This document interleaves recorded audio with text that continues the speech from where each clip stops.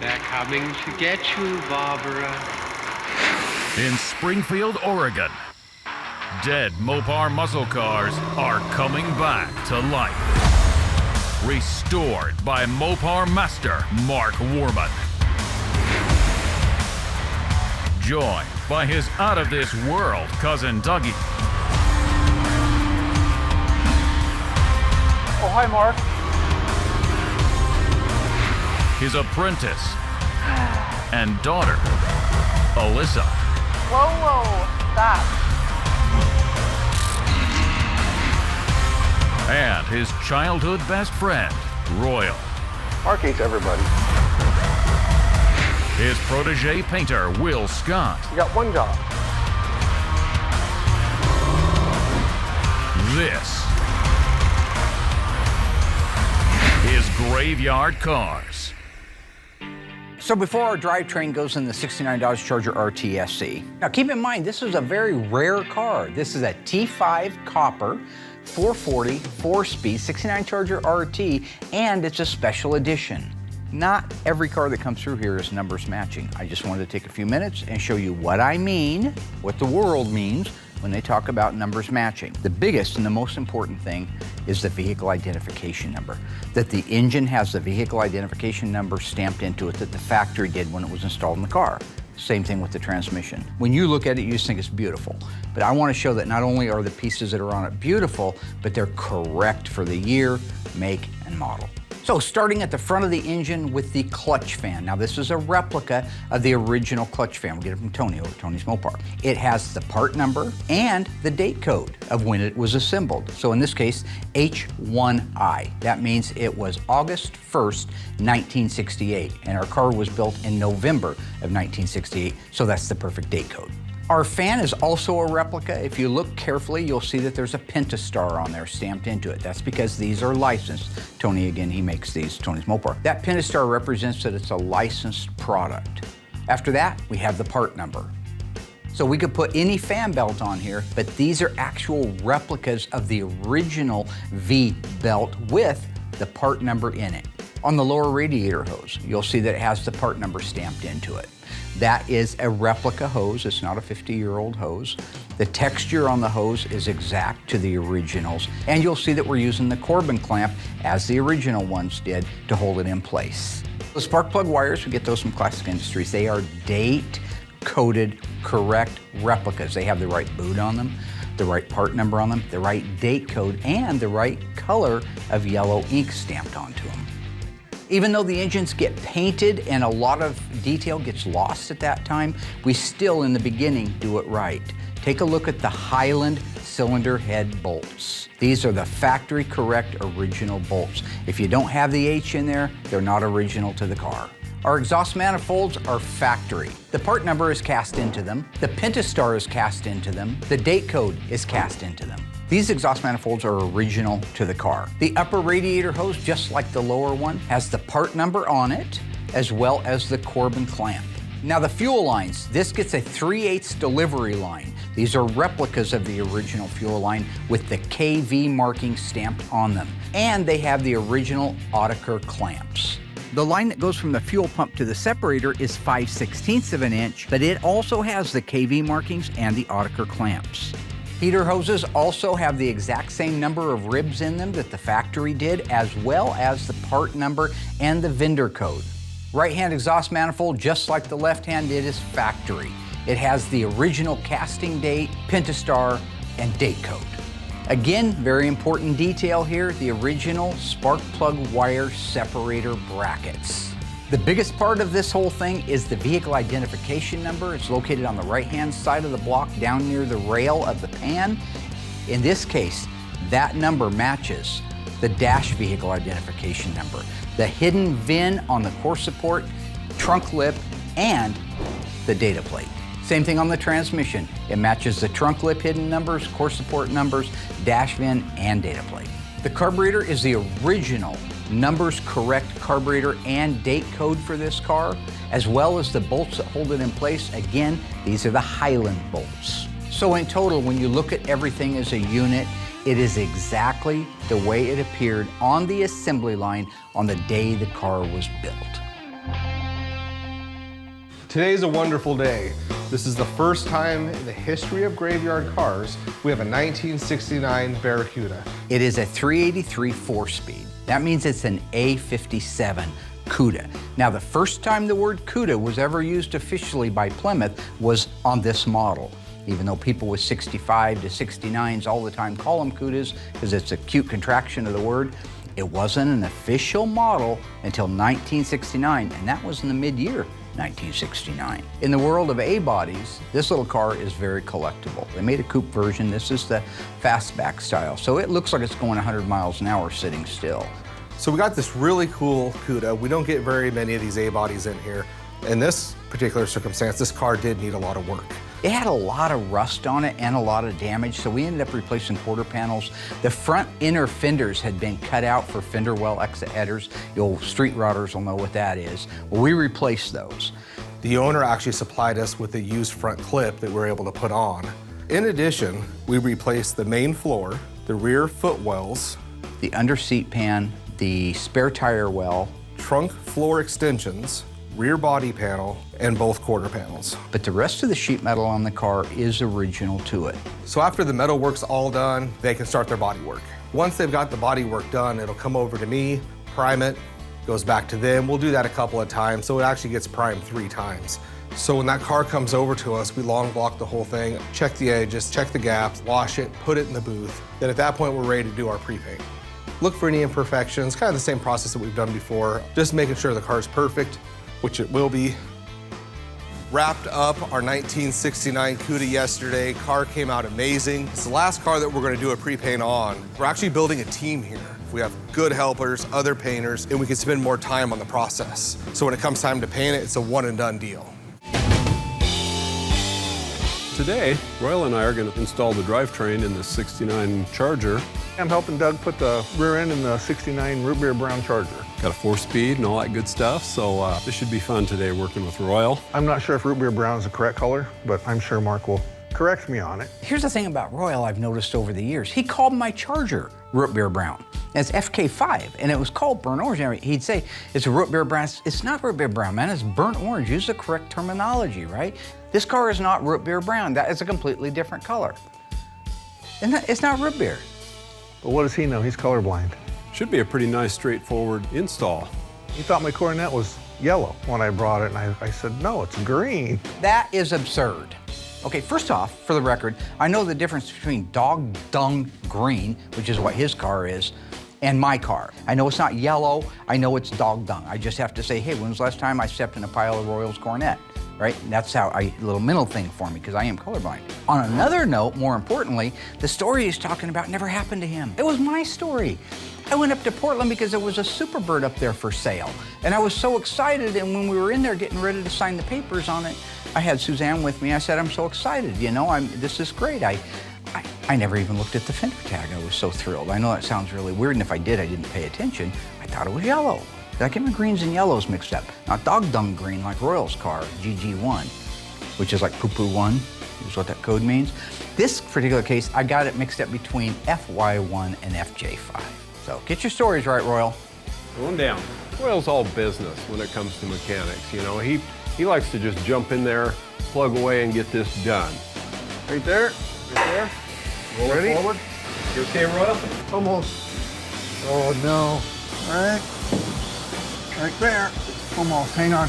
Don't move. Mark's a lot different. He likes to just clown around all the time and tell jokes and distract us, you know. So it's fun working with Royal because he's all business. We've already got a little grease on there. We're gonna pop that in there. A little grease on here. Oh, that was not bad, huh? No. Okay, we're gonna lower the shocks down. You grease that one? Oh, that's what I was afraid of. They won't reach.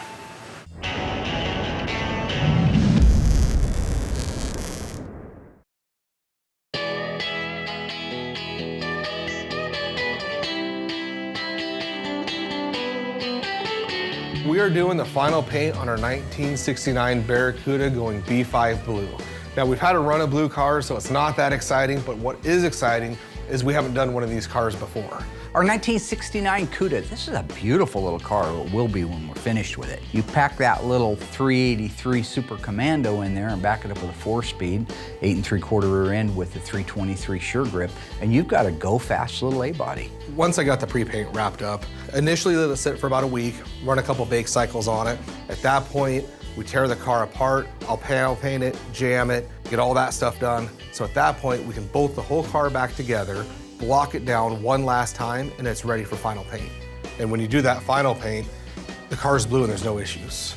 So we're doing the final paint, get that all wrapped up, do the blackouts that go on the rockers on this car, get it over to assembly, get the car underneath its own suspension, bring it back to me, then it gets these great stripes that go across the hood onto the header panel, drop those on last minute, put this car together and get it out of here.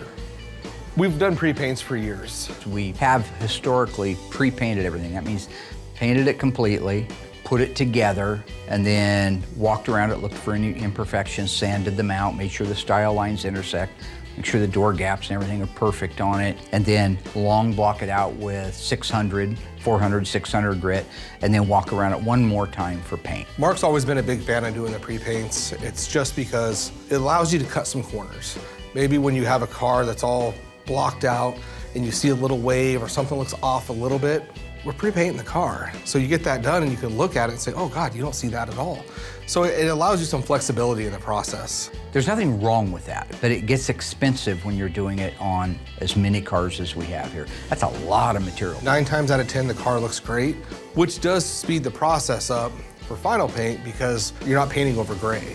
You're going blue over blue, so you don't have to do as many coats. So I decided that what we're gonna do is take more time prepping the car and really being careful. We got the right team. We haven't had that in the past. So moving forward, I think big picture wise, it's really gonna speed things up. We have more helpers now. I have more help over here. We have the right body men, the right painters, the right primer guys, the right metal guys, the right mud guys. So you're able to really just slow down a little bit, make sure a car is perfect when it's all in primer. Now we can make this look like it's had its pre-paint on it before we ever spray the first ounce of color. Roll it into the booth one time, get it painted, get it cut and buffed, and get it out of here. And because of that, I think it's going to increase our productivity as well as the quality of the finished product. I think everyone's gonna win in the long run.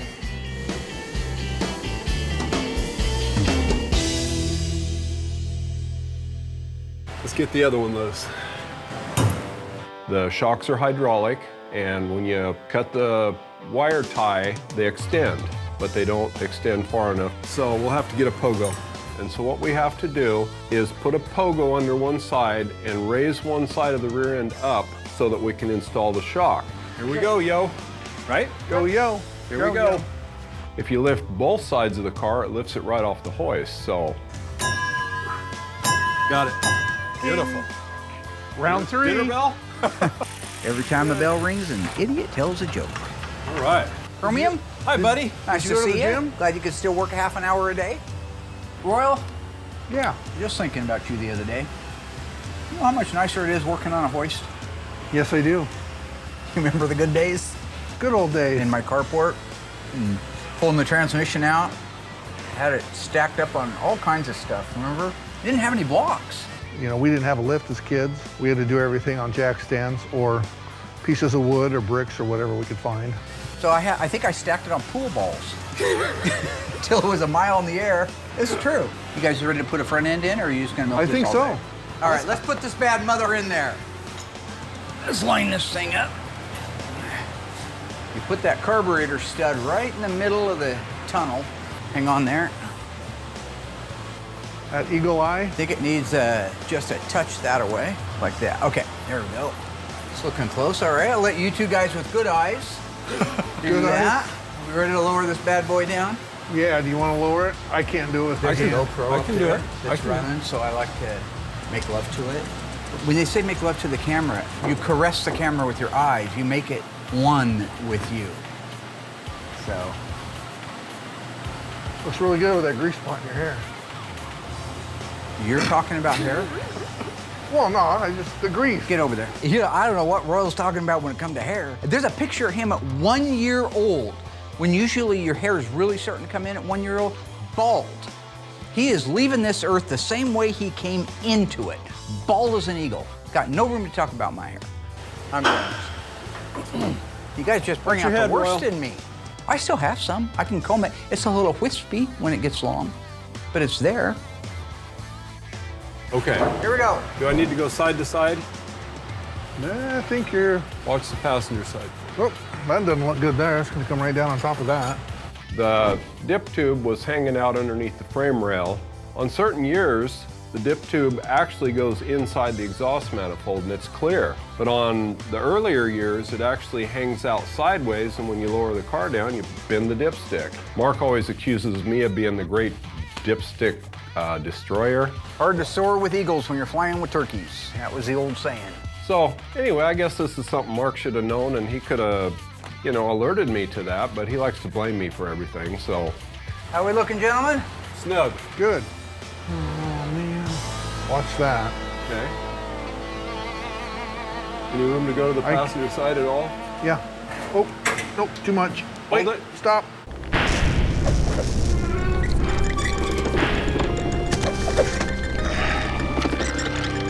This beautiful 1970 Dodge Charger RT 426 Hemi 4-speed is one of only 56 ever made, and we restored it back in Season 5. The question is, what is the sales code for the legendary 426 Hemi? Is it E87, E74, E86? If you think you know the answer, bet all your money on it, watch the break, come on back, I'll let you know how you did.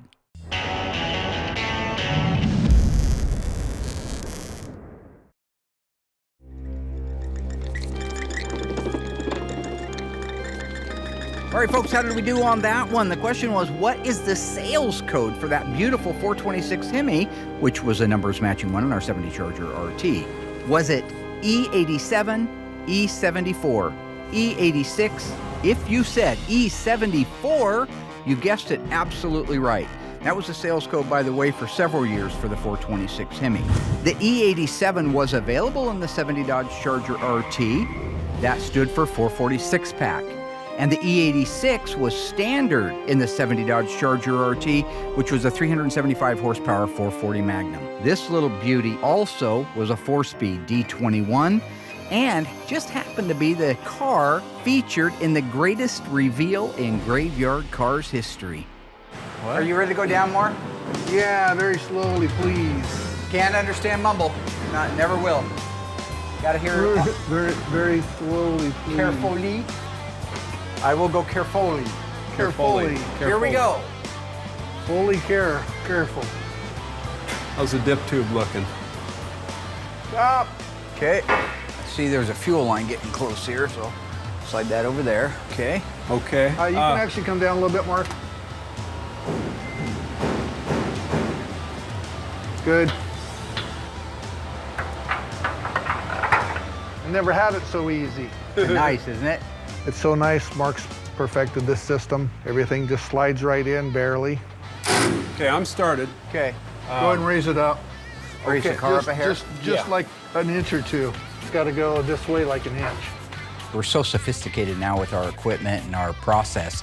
It really isn't very challenging. You're always going to have alignment problems. You're going to have things that looks perfect when you're looking at it from 5 feet away, but as it comes down, you got to shift the transmission to the left or to the right to get the right alignment.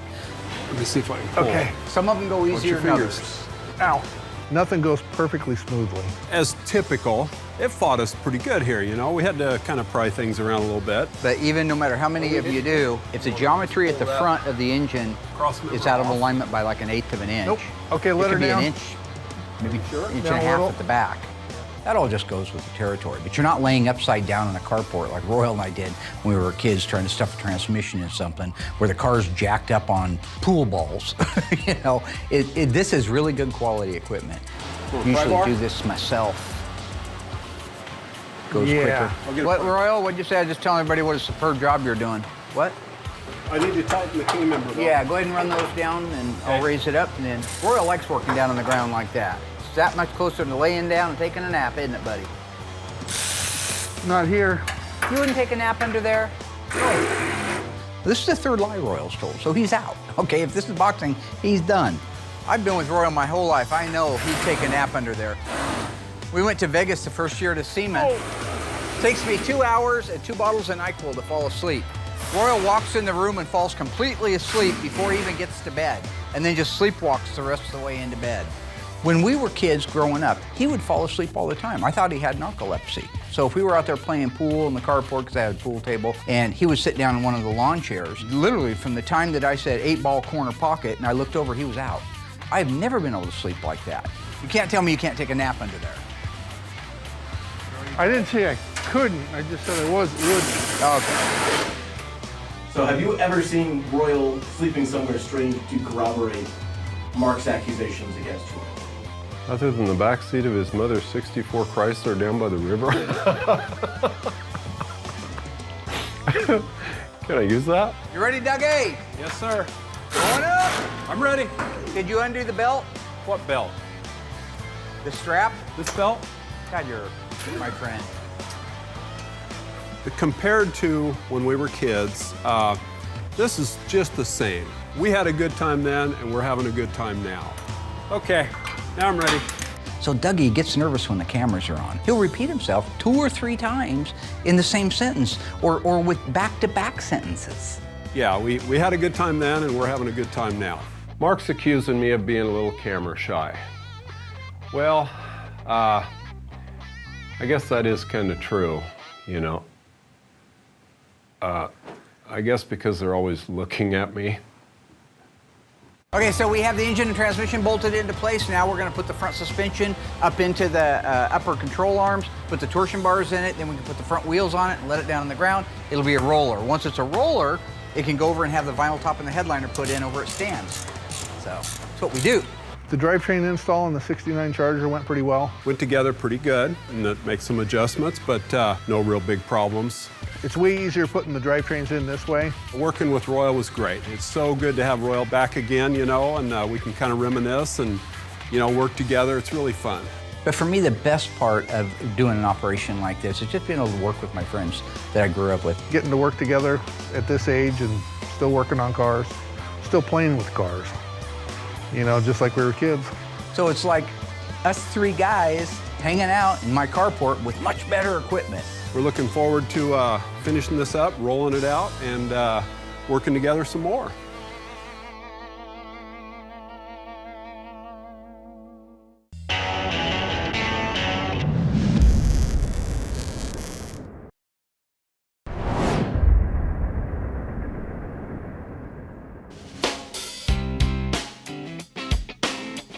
Now that we have the decals installed on the Daytona, we're able to put the wing on it. This is a cast aluminum piece. Yesterday we were talking about how much it might weigh, so I got the scale out to see who might be right. You guessed 75? 55. You said 75. Why would you? You better not. Yeah, I know what you did, didn't you? No. He's so scared to look bad on TV, he probably went home and Googled it. I switched my guess on us weighing the Daytona wing. You know, I had some time to, you know, ask my dad, but Mark taught me. I asked my dad. I'd like to punch you right in the ear. Okay, well, my answer is the take it same as back. it They always got it. was. I said 75. 60, I think I said 65? Yeah. Okay, 65 and No, 75. you said 60. Okay, 60 and 75, there's the weights. One closest without going over gets the grand prize, which is nothing. So I've decided, yeah, you get to keep your job. Well, that's the good news. I just want to see the wing on the car, so. Okay, so basically we just want to see the wing on the car. We're gonna weigh it real quick and then we're gonna install it on the car. We're gonna put a 60-pound wing on. Or 75. Yeah. All right. More let's like do 50 or it. 30. Yeah. What's that in your nose? I don't know, nose ring? Why would you do that? I Nobody don't know. does I that. was Have you not been watching I was Cobra 18. Kai? Johnny I love wouldn't that let show. that happen. Johnny would question that, and he would question the music he listened to. So I'm glad Mark is actually referencing TV shows or movies that I actually know. In this case, it was Cobra Kai. Since I'm a fan of it, I can actually relate to it and actually talk about it. Cobra Kai, no fear. Okay, let's turn this on and zero it out. Okay. Pick up that end.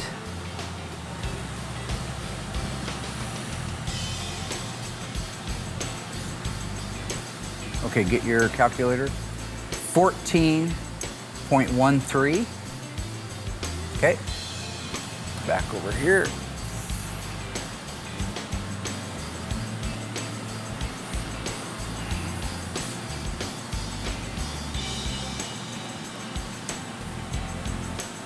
Wow, almost the same, 14.9. Well, I can tell I'm already way over. Well, this one should be 14.92 unless old Spray It Again Sam will happen to paint it 3 times because of his runs. I call him Spray It Again Sam. 14.6. So that one has a little more paint on it than this one, or the casting's different. Okay. All right, you ready? Total. 45 or something. 43. 43. Wow. And we both get to keep our jobs. That's way lighter. 43 pounds sitting on top of it. I was surprised by the actual weight of the wing. No, I always thought they were a little bit heavier. Mopar did it good, and it weighs a lot less. So the reason that there are big braces and brackets underneath there is because this thing weighs 43 pounds, and that's just its natural weight. Okay, now, just for the record, for anybody who's actually weighed these wings before, that was what our wing weighed, all 3 pieces. Keep in mind a few things.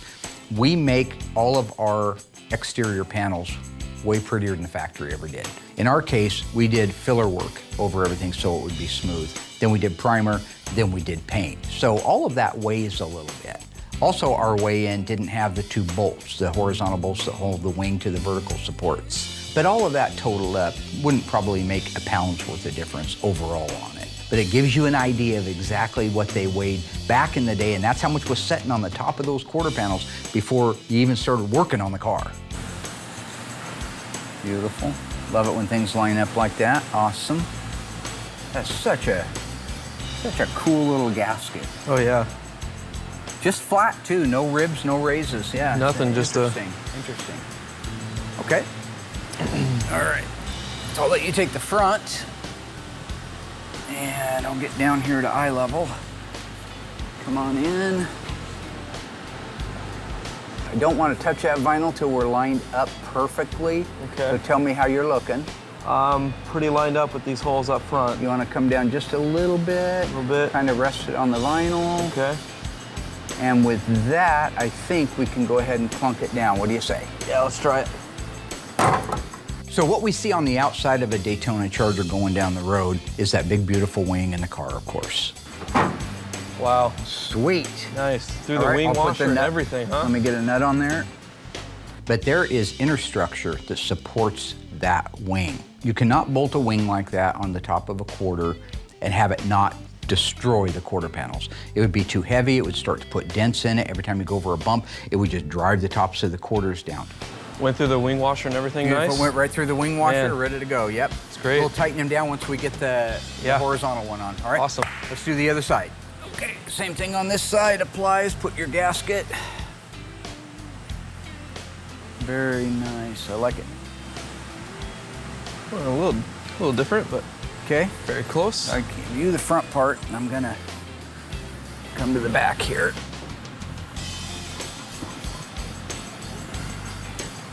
Okay, so I'm getting close here. How's everything looking like it's lining up to you? Good? I'm lined up pretty good right now. If you scrape that decal, you're done. You got to start all over. So it was pretty risky, but we were able to get it.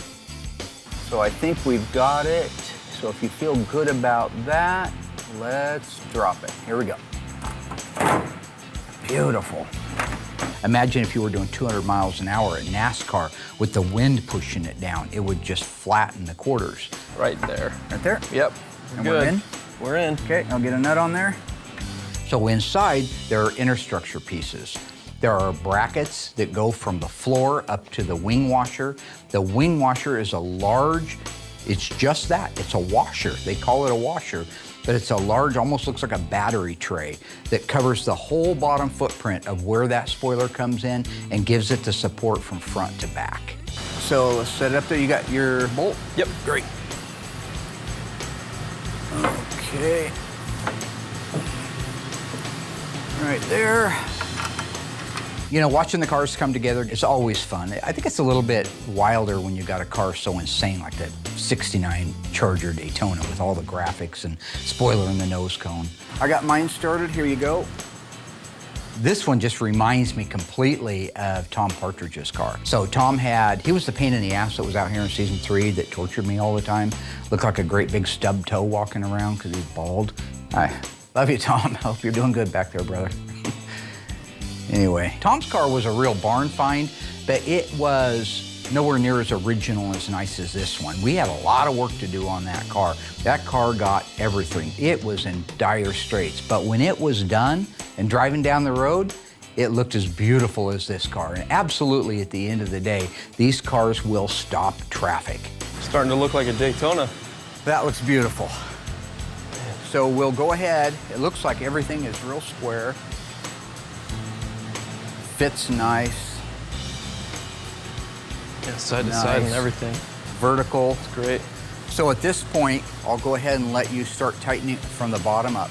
Just start with the lowest brackets and work your way up. The only thing is, before you tighten the bracket, the support bracket to the floor, get the wing washer to the spoiler tight, so it doesn't try to draw that quarter panel down. Oh, yeah. So we're done with the spoiler on the Daytona, and now he can go ahead and getting the wing washer bolted into place tightly against the actual spoiler itself. Then he can tighten the bottoms down, then he can adjust the top. I'd say we just run it at a You just want to run flat. it level? Yep, Okay. Run it level.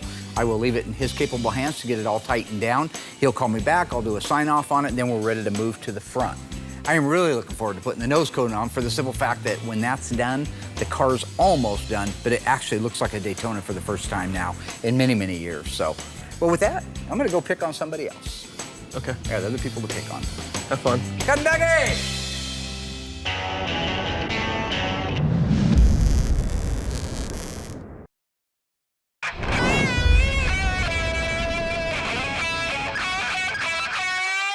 So with the car being in the booth, I like to let that sit for like an hour or two, fully gas out, let all the vapors, just everything just breathe a little bit.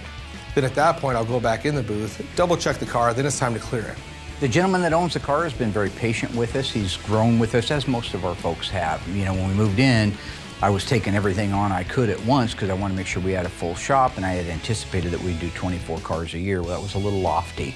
In this particular case, the guy has been wonderful. He's worked with us, and it's going to be a real pleasure for me to hand him back the set of keys that he handed me. He specifically put those in my hand. So when the car's done, I'm going to hand them back in his hand, and he's going to head down the highway.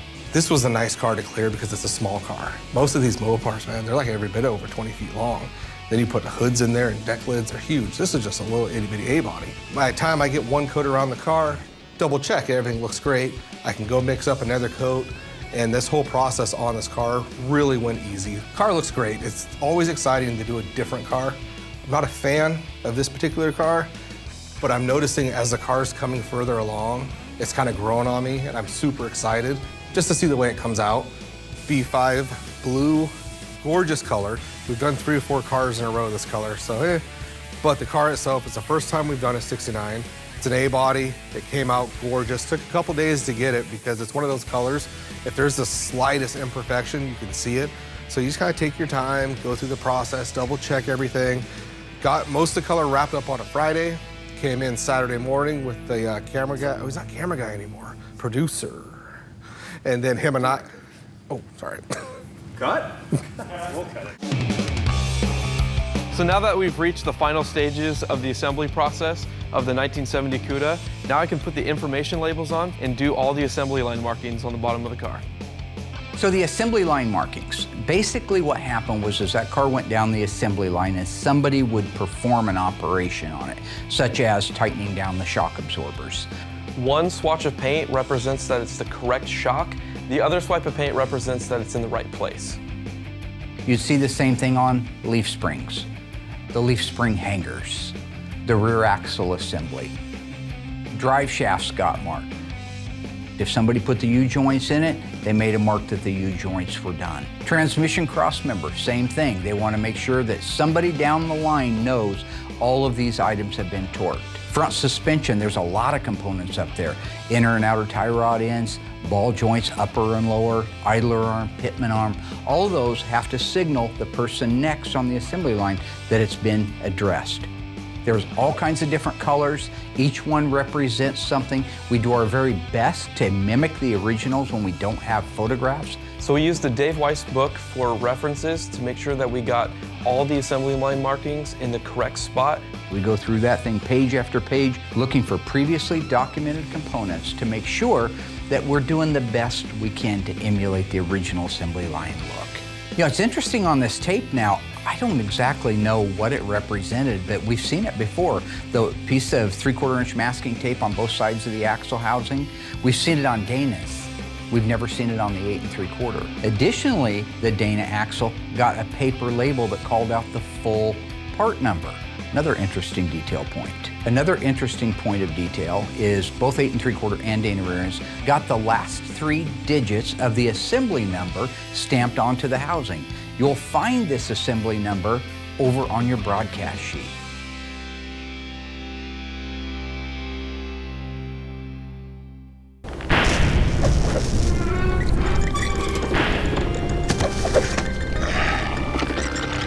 Hello, ghouls. Back in season 10, episode 13, we completed the restoration of the Little Dead Wagon. True or false, the engine we went with was a Ray Barton supercharged 440 Magnum. If you think you know that answer and you've been paying attention to the show, stay tuned. After the break, I'll let you know how you did.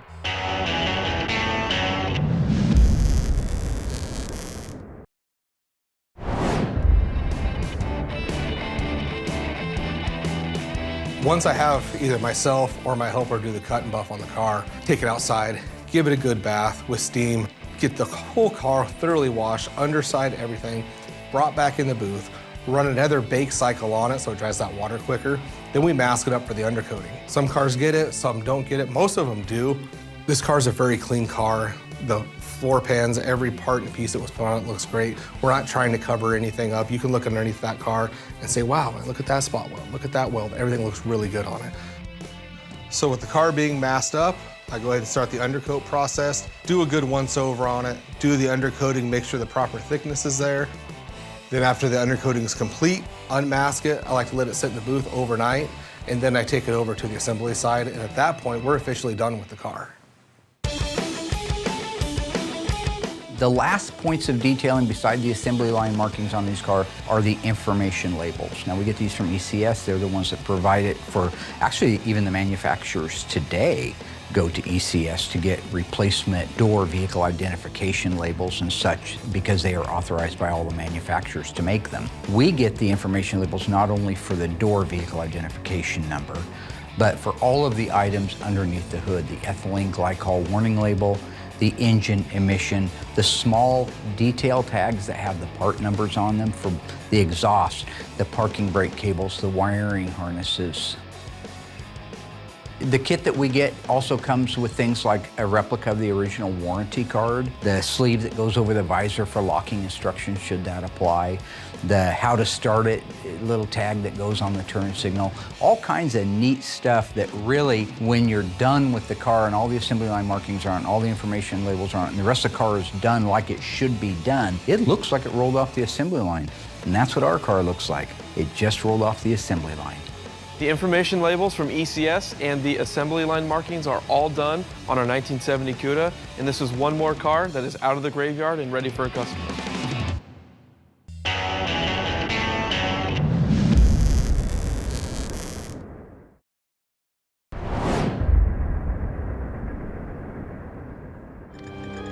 All right, everybody, welcome back. And how did you do on that one? I gave you an easy one. Lately, they haven't been all that easy. I think this one was pretty easy. Was the engine we put in the Little Dead Wagon a supercharged 440 Magnum? No, the answer's false. You ain't been watching the show. It was a 426 Hemi Mopar block that we bought directly from Mopar, sent it to Ray Barton. He built it up where it would put out almost 1,000 horsepower. It featured an 871 blower shop supercharger with dual Holley carburetors, hand-built Zumi headers, Moon Eyes tanks, custom seats from the original seats the truck started life with, stainless steel bed trim, and 33-inch tubs.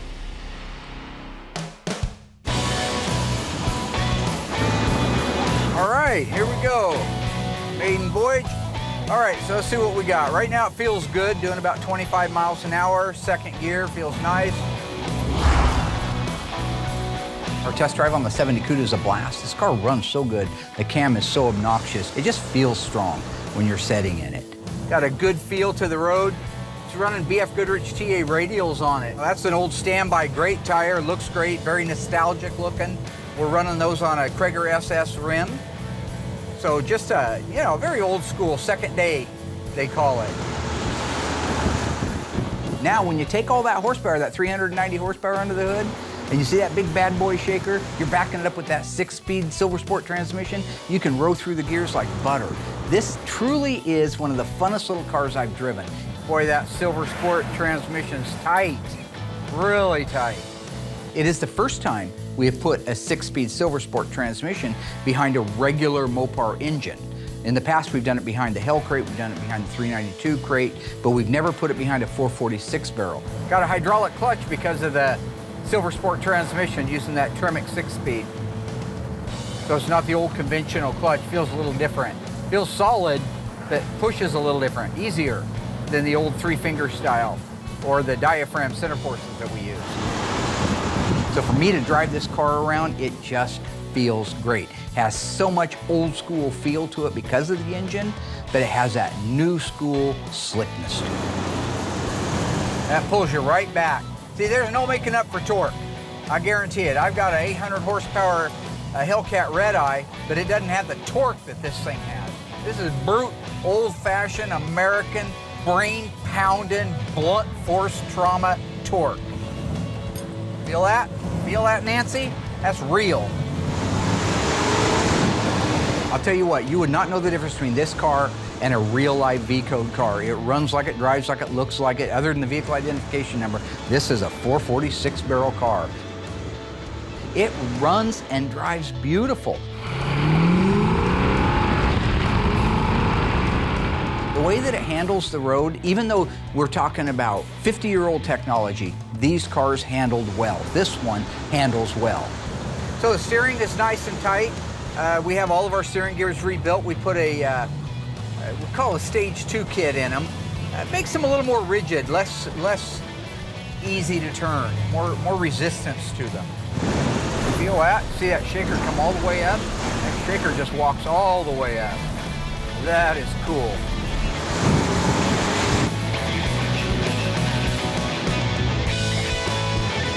Boy, that feels good. That's third gear right there, and that is nice. The car holds the road like it's on rails. Beautiful. Love it. You know, when you see the car going down the road, it's beautiful. It's FJ5, it's got the hockey stick on, it's got the rear spoiler, shaker hood. To me, the Cragar 5-spokes just set it off. The BF Goodrich just set it off. Because those are what we had when we were kids. Well, I didn't. Dougie did. Dougie's daddy made sure that he had all the best of everything. He had the 5-spokes, he had the BF Goodrich. I had an old truck tire on the right rear of my car, something I found in Mom's trunk of her Impala on the left rear, and then 2 white Mojocks on the front of it. I had nothing. I had a dead dad, a tumor in my foot, a terrible case of Osgood slaughter, you know, and a big nose. See the shadow on the wall? It's like that groundhog that comes out and says it's okay, everything gonna be okay. You see my shadow, you know everything gonna be okay.